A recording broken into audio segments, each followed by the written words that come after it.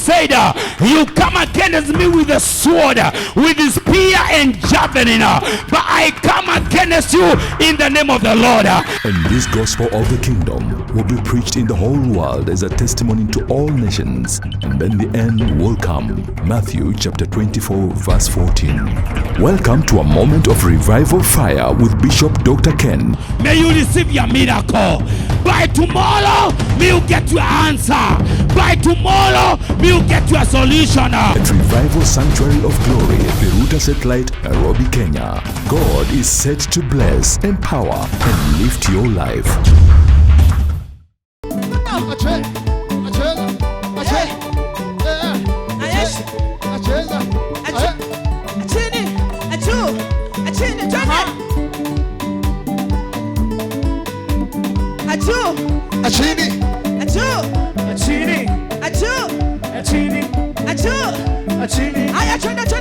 Kimbia somebody. Kimbia kama uko na. Cheza. Hallelujah. Nimkimbilie nani? Namkimbilia Yesu Mwokozi wangu. Nimkimbilie nani? Nasema Yesu Mwokozi wangu.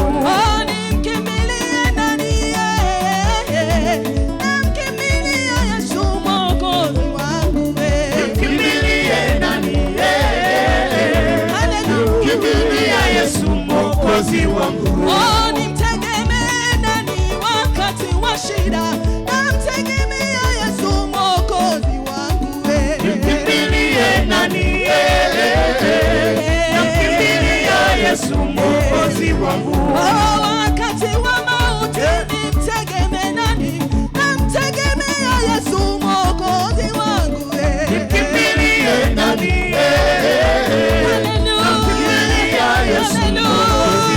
Oh, namkimbilia Yesu, ananijua vyema Mwokozi wangu. Nimkimbilie nani? Hallelujah. Namkimbilia Yesu Mwokozi wangu. Oh,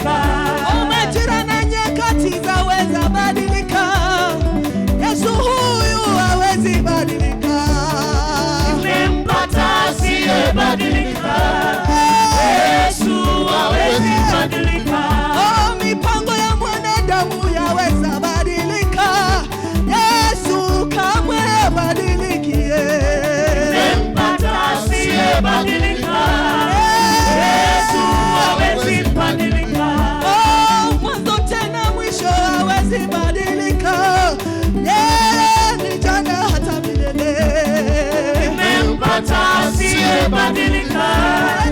Yesu hawezi badilika. Haleluya, makofi.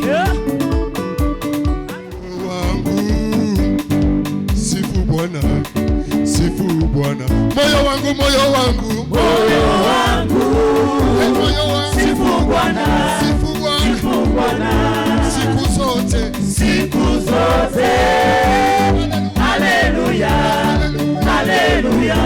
imba imba Imba, imba, anaweza, Yesu, anaweza. imba imba imba Imba, imba, anaweza, anaweza, anaweza. ndiye Bwana, ndiye Bwana, mwamba, Bwana, Yesu, ndiye Bwana, ndiye Bwana. yeye ndiye Bwana. Amina, tujapo tunashangilia, shangilia, Ametenda mema Yesu Bwana, Yesu Bwana, mfalme wa ajabu ameshinda. Kifo na mauti yatawale milele, amina. tunamshangilia huyu Yesu, shangilia, Ametenda mema Yesu Bwana, mfalme wa ajabu ameshinda. Kifo na mauti yatawale milele, amina. tawale milele, Milele, amina. tawale milele. Milele, amina. Wapi shangwe na vigelegele kwa Bwana? Haya.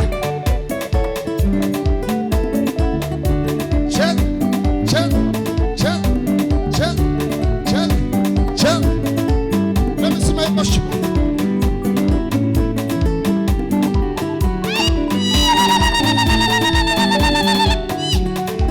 Ay, ay, ay, ay, ay, ay, ay, ay, ay, ay. Inua, inua, Yes. inua, Yes. inua, Yes. inua, Yes. inua, Yes. inua, Yes. inua, Yes. inua, Yes. inua. Yes. Ay, ay, ay, ay.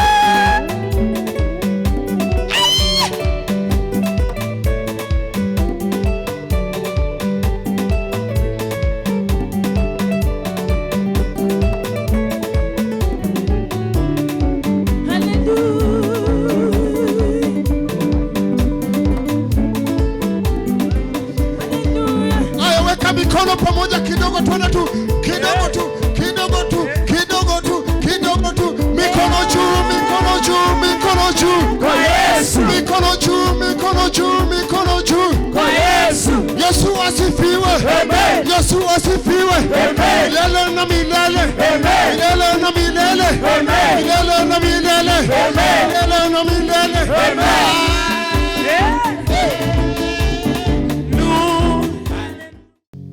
And thank you, praise and worship. May God bless you so much.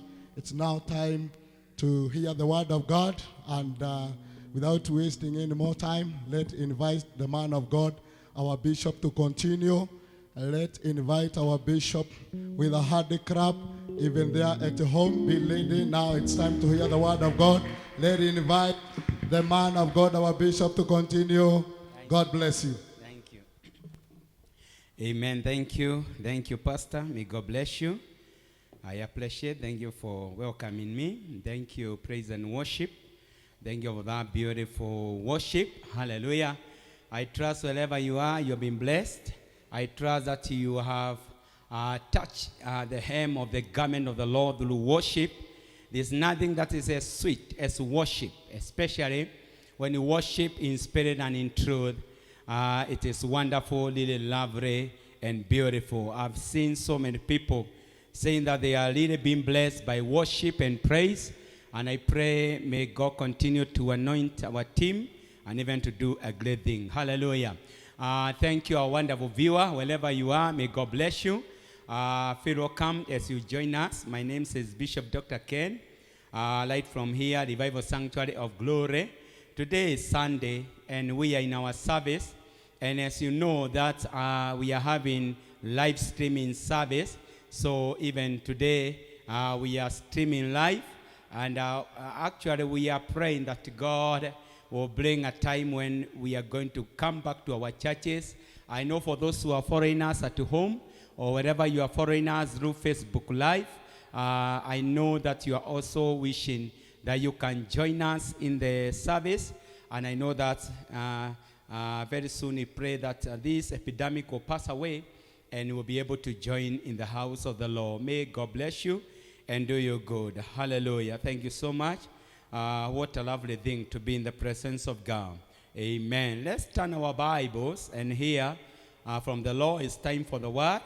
And the Bible says, let's go to the book of Jeremiah, chapter number 18. Jeremiah, chapter number 18. I'm sharing a message. Maybe you have it there as a theme of the day. We are having the message entitled, Don't Forget Your Maker. Don't forget your Maker. Don't forget where God has brought you from. Don't forget what he has done to you. Don't forget the goodness of God in your life. It is bad to forget. Don't forget your Maker. Thank you. Let's turn in the book of Jeremiah, chapter number 18 and verse number 1. The Bible says, this is the word that came to Jeremiah from the Lord. I like the way the scripture say. It say from the Lord, from the Lord. This is the word that came to Jeremiah from the Lord. Go down to the potter's house, and there I will give you my message. So I went down to the potter's house, and I saw him working at the wheel. I saw him working at the wheel. This is a commission that the man of God was given. And the Bible says he was told to go, and he found him working in the wheel. Verse number 4. But the pot he was shaping from the clay was mud in his hands. So the potter formed it into another pot, shaping it as seemed best to him. Then the word of the Lord came to me, O house of Israel, can I not do with you as this potter does? Listen to that question. The Bible says, then the word of the Lord came to me, that was the second time, O house of Israel, can I not do with you as this potter does, declares the Lord? Like a clay in the hand of the potter, so are you in my hand, O house of Israel. If at any time I announce that a nation or kingdom is to be uprooted and torn down and destroyed, and if that nation I want repents of its evil, then I will relent and not inflict on it the disaster I had planned. Verse number 9. I trust you are together with us. This is beautiful and lovely. Verse number 9. And if at another time I announce that a nation or a kingdom is to be built up and planted, and if it does evil in my sight and does not obey me, then I will reconsider the good I had intended to do to it. Verse number 11. Now therefore say to the house of Judah and those living in Jerusalem, this is what the Lord says, look, I am preparing a disaster for you and devising a plan against you. So turn from your evil ways, each one of you, and reform your ways and your actions. Verse number 12, which I want to add with, but they will reply, it is no use. We will continue with our own plans. Each of us will follow the stubbornness of his evil heart. May the Lord God bless the reading of his word. That is Jeremiah chapter number 18, verse number 1 to 12. I want to thank God for this scripture that we are reading here. And this scripture is talking in a way, it has a picture inside. If you look at this scripture, it has a picture inside. And the Bible says, the word of the Lord came to Jeremiah, and he was told, go down to the potter's house. The word of the Lord came to Jeremiah. So the word of God can come to somebody. And I pray that in your life, that the word of God will come to your life. If there's something you need, if there's something you require, if there's something you need in your life, you need the word of God more than anything else. You need the word of God to feed you. You need the word of God to feed your life. you need to walk in the power of the word of the Lord. So the Bible says, this is the word that came to Jeremiah from the Lord. Go down to the potter's house. Let me ask you, child of God, are you expecting the word of God to come to you? Are you desiring the word of God to reach you? You know, the word of God comes to change our situation. It comes to change our circumstance. The word of God comes with a blessing. The word of God comes to transform our life. I pray today, may a word of the season come to your life. May a word come carrying your victory. May a word come carrying your blessing. May a word come carrying your transformation. Wherever you are, you can raise your hand and say hallelujah. And niongeza sauti sema amen. Hallelujah. When you say amen, wherever you are, you're embracing the word of God. So the Bible said, it's a word that came to Jeremiah from the Lord. Go down to the potter's house, and there I'll give you my message. Sometime God can tell you, go down, go somewhere, go and reason my voice. Sometimes God can tell you, go into seclusion, separate yourself, go somewhere and seek me and seek my face. And as you go to seek the face of God, you shall hear him, you shall find him. I pray today, may God be available for you. Hallelujah. May God be available for you. And may God reach you at the point of your need. We all need the word of God. Do you know, child of God? All over the world need the word. It is something that the world need. The world need the word. Hallelujah. From wherever you are, can you raise your hand and shout the word? Can you shout again the word? The world need the word. And when the word of God comes, it comes to change your life. It comes with a situation. It comes to change your situation. So the Bible says, let me go back to verse number 2. Go down to the potter's house, and there I'll give you my message. I'll give you my message. That's mean the message Jeremiah was carrying, it was not his only personal message. It was a message of the Lord. Even as I stand here, I am not speaking my own message. I'm not speaking my mind. I'm not speaking what I've thought of. I am speaking the mind of God. I am carrying the message of the Lord. I pray, may the message of the Lord reach your heart. May the message of the Lord reach your spirit. And the Bible says he was to go down. And verse number 3, he obeyed. So I went down to the potter's house, and I saw him working at the wheel. He saw him working on the wheel. When he went down, he obeyed. He found him working. He found him working on the wheel. That's meaning he was preparing some manda. And as was preparing some manda, he wanted to make a vessel. He wanted to make a potter. That's why I said, I led a scripture here with a picture inside. And I want you to figure out. I want you to see him going down. We don't know how far he went down.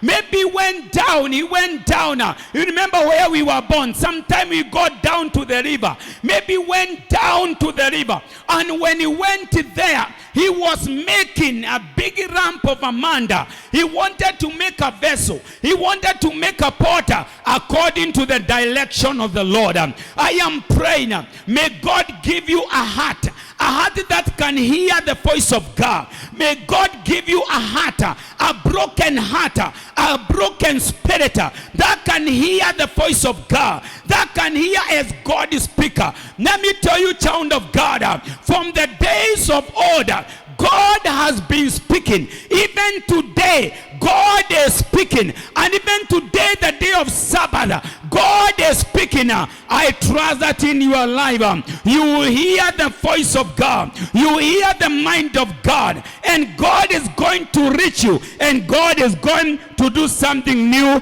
into your life. So the Bible says, so I went down to the potter's house, and I saw him working at the wheel. But the pot he was shaping from the clay was mud in his hand. So the potter formed it into another pot, shaping it as seemed best to him. Look at this. The Bible said when he went down, he found this potter. And the Bible says he was shaping. He was busy shaping. He was working on this man. He was working on this lamp of a man. And the Bible says that the pot was shaping. It became man. And therefore he took the man and he shaped into another potter. Let me tell you, child of God, you are in the hand of God. You are in the capable hand of God. God is making you alive.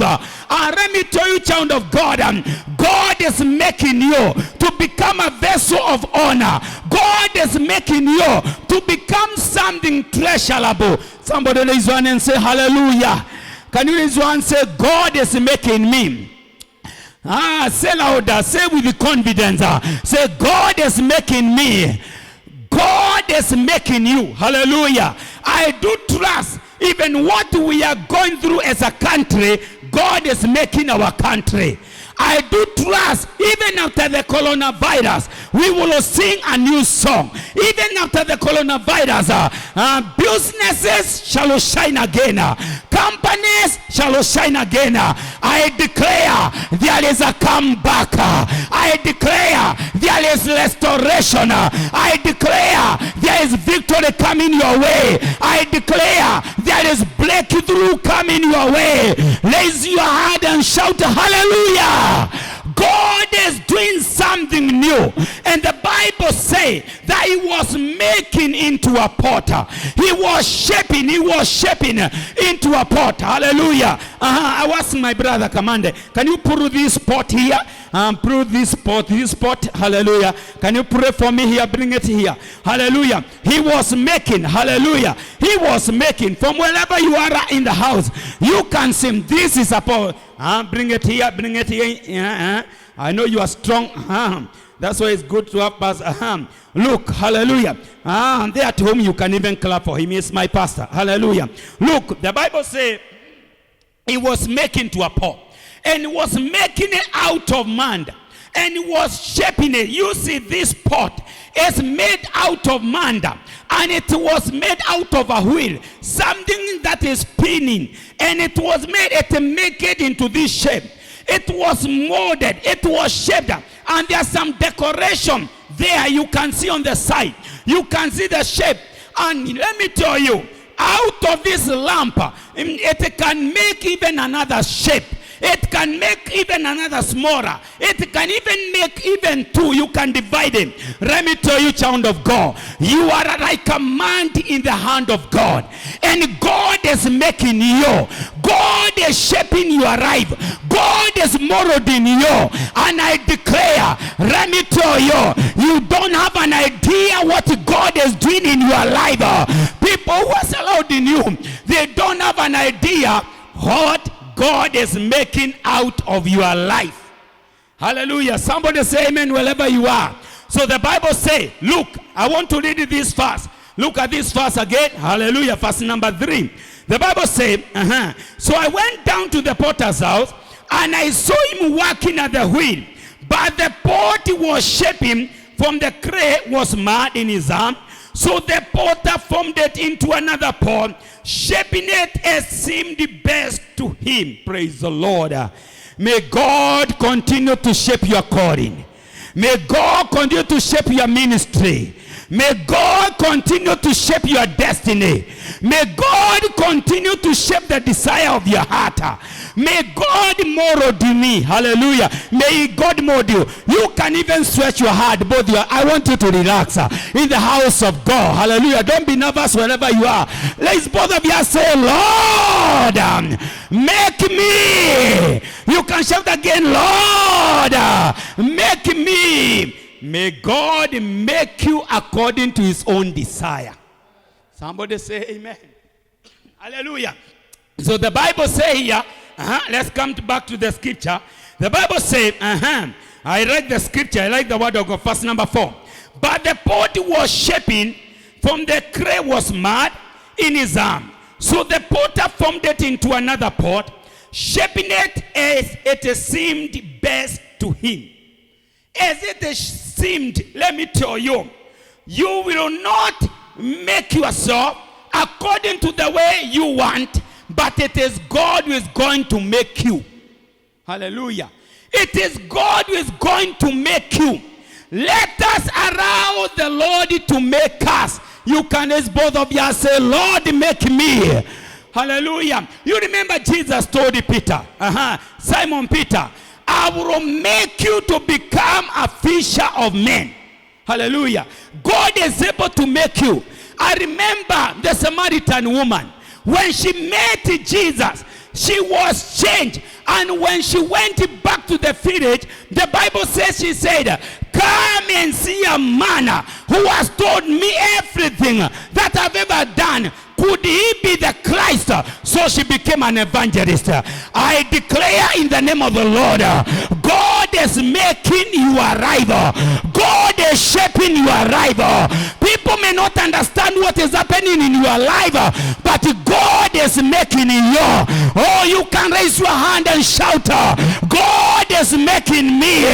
People may not understand how your business is, but God is making your business. He is shaping your arrival. He is shaping your destiny. He is shaping your future. He is shaping your arrival. He is molding you. He is making you. Somebody raise your hand and say hallelujah.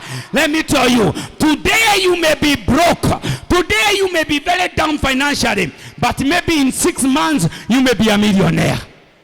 God can change your life. And I declare God is changing your finances. Na wale mnasema amen, pokeeni kwa jina la Yesu. God is changing even your finances. The Bible says here, we are talking about don't forget the Lord. Hallelujah. Don't forget the Lord, you are God. Look at this. Verse number 5. Then the word of the Lord came to me, O house of Israel. Now he was talking about the house of Israel. And this image, this picture was to show the house of Israel. The Bible said, then the word of the Lord came to me, O house of Israel, can I not do with you as this potter does, declares the Lord? Look at that. It's a message. And now God turned it to the house of Israel. And today, God is not talking to the house of Israel. He is talking to you. Hallelujah. He is talking to you, Gerald. He is talking to you, Mirengo. He is talking to you, ambao mlikuwa mnatuibisha hapa. He is talking to you from wherever you are watching us. All over the world, outside this continent, God is shaping your life. He is talking about you because he is revealing his plan. The plan he has toward you are right. The Bible says, then the word of the Lord came to me, O house of Israel, can I not do with you as this potter does, declares the Lord? Like clay in the hand of the potter, so are you in my hand, O house of Israel. Like clay in the hand of the Lord. I want you to look at your hands wherever you are. Anasema, like clay in my hand. Look at this. He said, like clay, this is clay. Like clay in my hand. Like clay in my hand, the clay that has made this pot. Like clay in my hand, so are you, O Israel, before me. Let me tell you, child of God, your life does not belong to you. You belong to your maker. You belong to God. Hallelujah. You belong, what you have, the gift, the talent you have, it doesn't belong to you. Praise the Lord. Let me surprise you. Do you know how many years have you been combing your hair? You comb your hair, some drop down, yet you cannot create even one, and you don't know how many they are. Hallelujah. Somebody say hallelujah. So look at this, verse number 5. This is a very powerful, dynamic message. He said, the word of the Lord came to me, O house of Israel. Can I not do with you as this potter does? Declares the Lord. Like clay in the hand of the potter, so are you in my hand, O house of Israel. So are you in my hand. I wish they are at home or wherever you are, you can even underline that scripture if you have your Bible there. He said, like clay in the hand of the potter, so are you in my hand, O house of Israel. If at any time I announce that a nation or a kingdom is to be uprooted,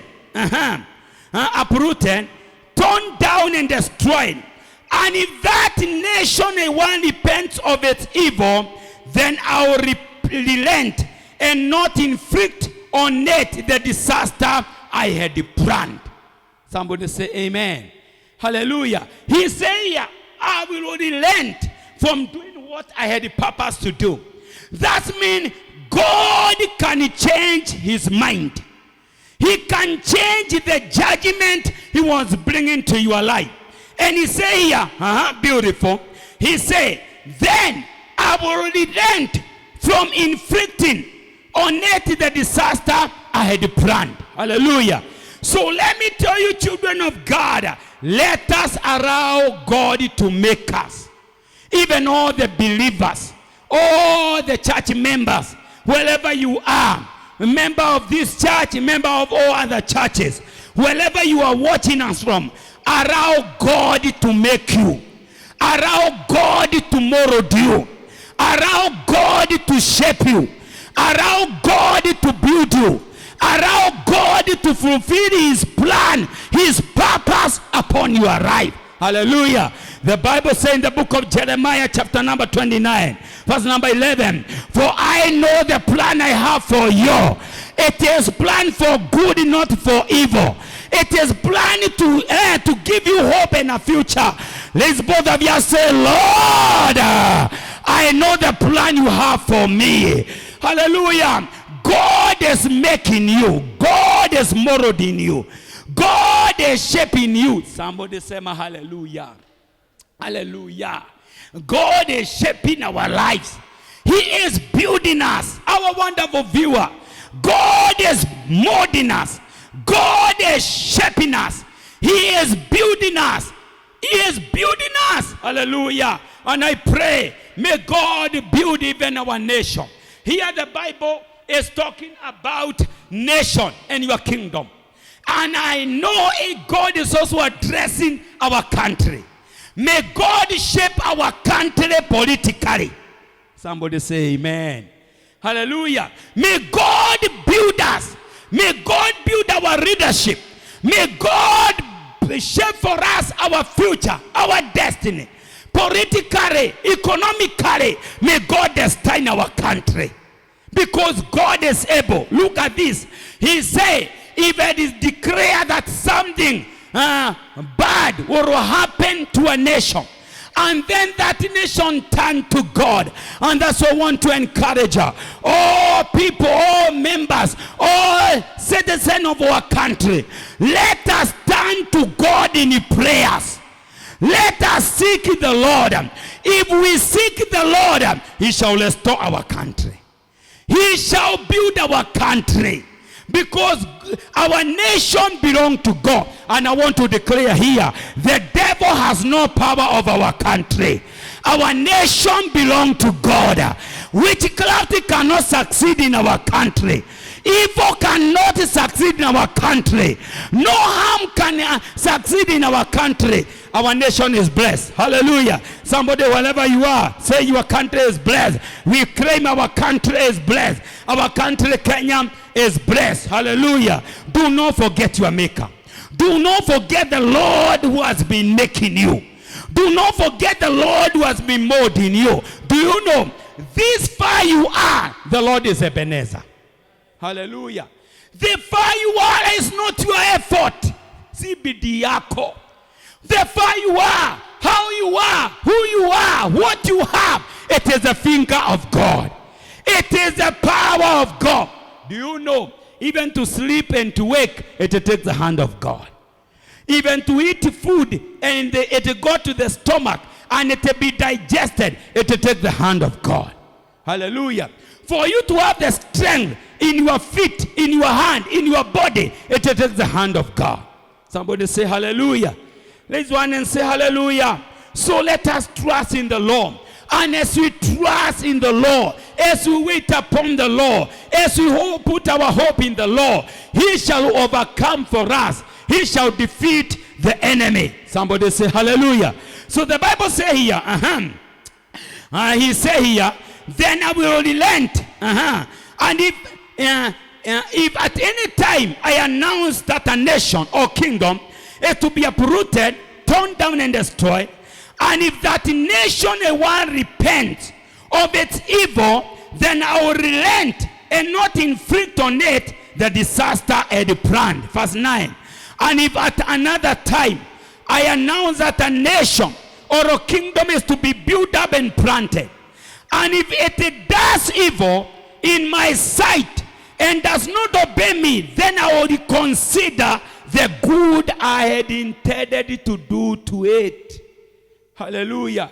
Let me tell you, if you don't obey the Lord, if you don't follow the way of the Lord, hallelujah, if you don't obey the Lord, don't expect you reap the blessing. You must follow the stipulation of God. You must be a doer of the word of the living God. And that's why here he say, the Bible say, and the good had announced I will do to Judah, I will do to the nation of Israel, I will do to that kingdom.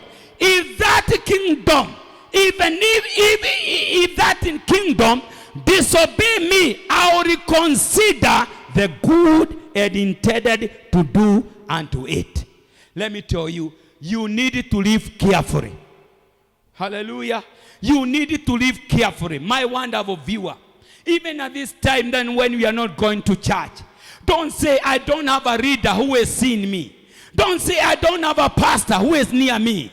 Don't say even children, our Sunday school children, don't say I don't have a Sunday school teacher who is observing me. There is God in heaven who sees you even when you are alone. There is a God who sees. There is a God who sees. He sees your life. He observes. And let me tell you, you are a clay in the hands of God. You are a clay in the hand of God. You know, many people want the message of blessing. You be blessed. You be lifted. You be anointed. You conquer. Blah, blah, blah. That's what many people want. But the message that comes to put them in the way of the Lord, in the right way, they feel that. And that's why you see even in the Bible, many people mark the lovely scriptures they like. But where it is rebuking them, they don't like. Hallelujah. They don't underline where it is rebuking them. But where it is saying, you will overcome the gate of your enemies, they say hallelujah. And they underline there. And where they say, and they hear that God will bless you and give you many days, they say amen. That is mine. But where the word of God says, if you do evil, judgment will fall upon you, they don't want that. I pray that embrace the whole Bible. Embrace the whole scripture. The Bible says all scriptures are God-blessed. Hallelujah. And they are profitable for correction, for rebuking, for training, so that the man of God may be able to stand well.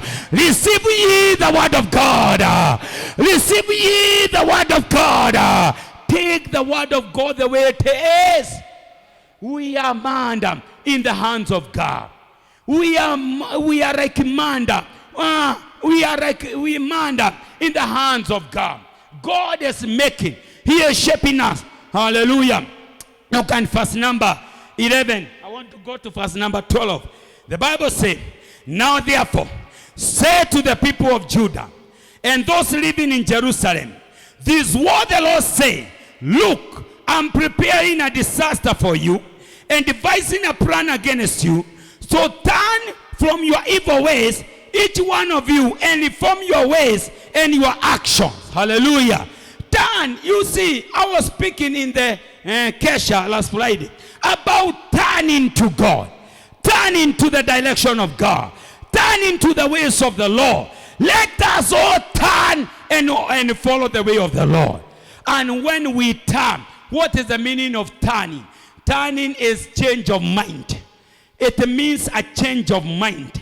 And when you turn to obey the Lord, God will bless your life. He will continue to do something good into your life. Glory be to the name of the living God. Hallelujah. I'm approaching to wind up. Let's go verse number 12. But they replied, listen to what the people of Judah did. But they replied, it is no use. I say, nisoma hii nikasikia imenikera. I say, shetani ashindwe. Hallelujah. Imagine people of Judah say that. They said, it is of no use. Turning to God, serving God, obeying God. It is of no use. May the devil be defeated. Hallelujah. Serving God is important. It is profitable. Somebody say amen. I want somebody who is watching me there. You can raise both of your hand. I want you to declare. Can you declare, I will serve the Lord till I die? I will serve the Lord. You can raise your hand wherever you are. I want you to say, as you say, you receive it. I say, can you say, I will serve the Lord all the days of my life? Serve the Lord all the days of your life. Somebody say hallelujah. Look at this. The Bible says, this is the house of Judah. Verse number 12. The Bible says, but they replied, it is no use. We will continue with our own plans. Hallelujah. We will not continue our own plan. We will continue with the plan of the Lord. Hallelujah. We will continue with the plan of the Lord. The Bible says, we will continue with, they say we will continue with our own plans. Each of us will follow the stubbornness of his evil heart. No way. Hallelujah. No way. I remember from my school life, I remember how I loved this portion of the scripture. I could preach it in the Christian Union. It is stuck in my mind. I have loved this scripture of Jeremiah. I was telling the Lord when I was young, in my youthhood, even when I was in high school. I was telling God, mold me, make me, shape me, build me. I was telling God, nibomoe unichenge tena. Hallelujah. And we need God to build us. Hallelujah. May God build us into a building that is lasting. Let us go. Let God shape our life. Somebody say hallelujah. I like this. The Bible says, but they said, we will not turn to the Lord.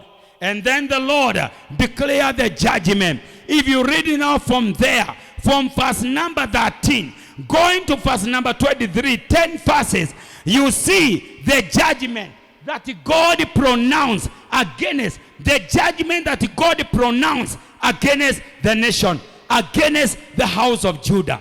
I pray today, may you determine to be obedient and to follow the ways of the Lord. Hallelujah. You cannot question. Can somebody look Isaiah 29? Isaiah 29. Can you go behind Isaiah 29? Isaiah 29. Isaiah 29. Isaiah 29. Look at Isaiah chapter number 29. Isaiah 29. Verse number 16. Look at what God say here. Isaiah 29 and verse number 16. My wonderful viewer, wherever you are, turn together with me. The Bible says, you turn things upside down. This is Isaiah talking about God. God, you turn things upside down as if the potter were thought to be like the clay. I talked about the clay. Shall what is formed say to him who formed it, he did not make me? Can the pot say to the potter, he knows nothing? Hey, can the potter, look at this pot. Can this pot say, the one who made it, the one who shaped it, he doesn't know how his work. He doesn't know what he is doing. He doesn't know how. Can this speak? It can't speak. Let me tell you, we are all the work of God. We are the works of God. We are made in the will of God. And because we are made in the will of God, God has a right to shape us. He has a right to build us. May God shape your life. May God build your life. May God make you. Look at this scripture. I repeat this fast. Then I read 2 more verses, then we wind up. The Bible says, you turn things upside down. Sometimes God can turn things. He can turn us upside down, as if the potter were thought to be like the clay. As if the potter were thought to be like the clay. Shall what is formed say to him who formed it, he did not make me?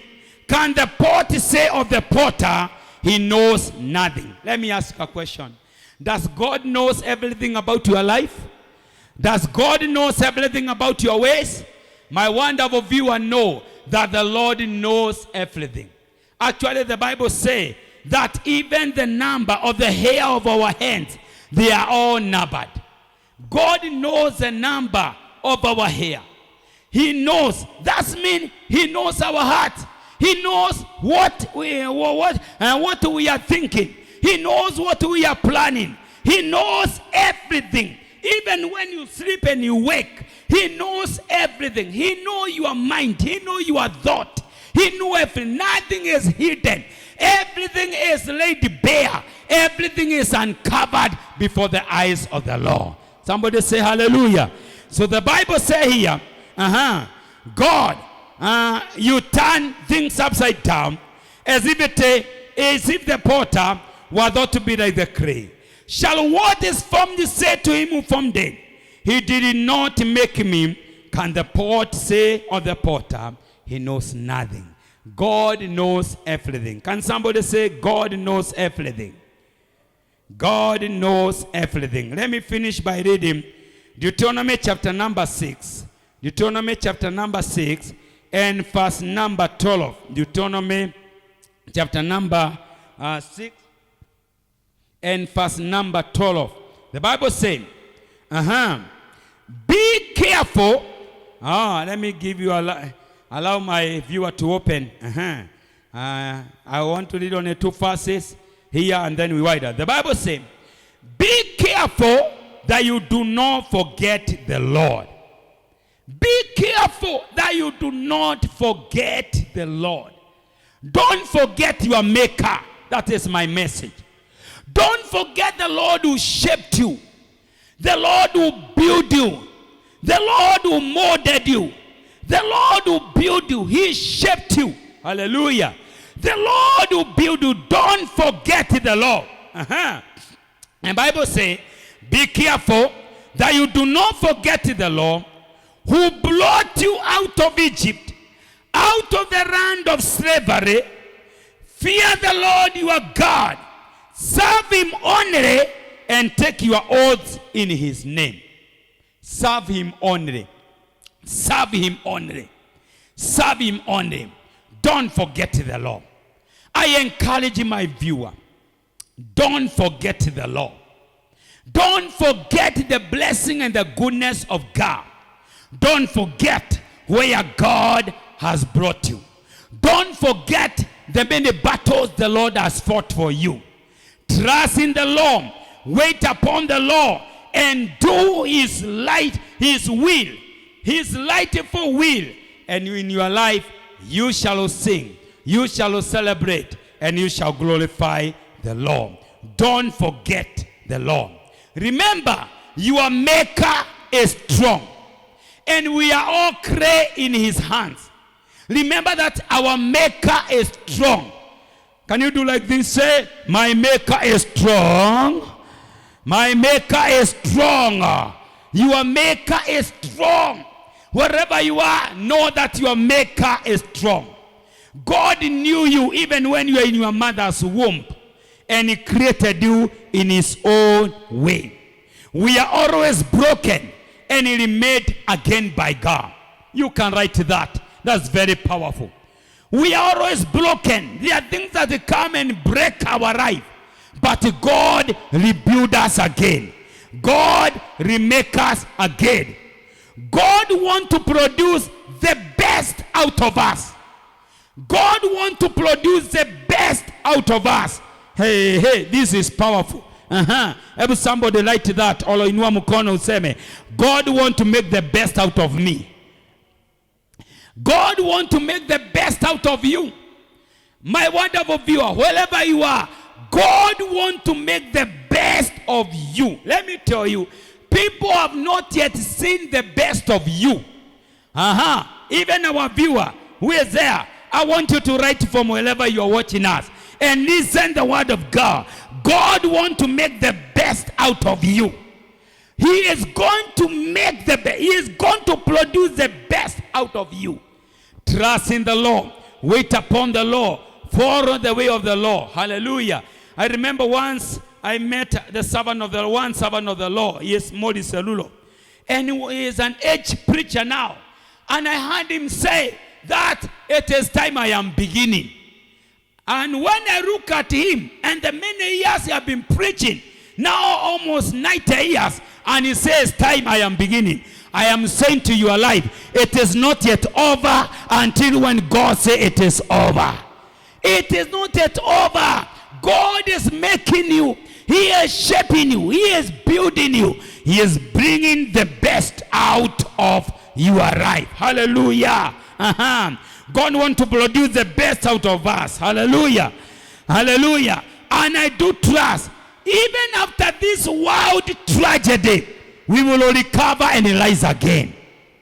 Even after the epidemic, God will raise the world again. God will raise nations again. Hallelujah. God will raise our businesses. God will raise our economy once again. I trust even when the school open, our children will shine again. They will shine again in the name of the Lord. Hallelujah. I finish by reminding you that we are vessels in the making. We are vessels in the making. Write that down. You can write even send to me. We are vessels. We are vessels in the making. We are vessels in the making. Like clay in the potter's hand, so are we. We are in God's hand. Our ministry is in God's hand. Hallelujah. Our families are in God's hand. Our future is in God's hand. And that's what the Bible says, don't cry for tomorrow. For tomorrow will take care of itself. Don't worry. Don't be troubled of tomorrow. Don't ask how tomorrow shall be, because tomorrow will take care of itself. God is in control. Welcome to Revival Sanctuary of Glory with Bishop Dr. Ken and Mercy Ken at Riruta Satellite near Riruta Police Station every Sunday for motivational Sunday services between 8 a.m. and 1 p.m. God will impact, bless, and lift your life. You are most welcome.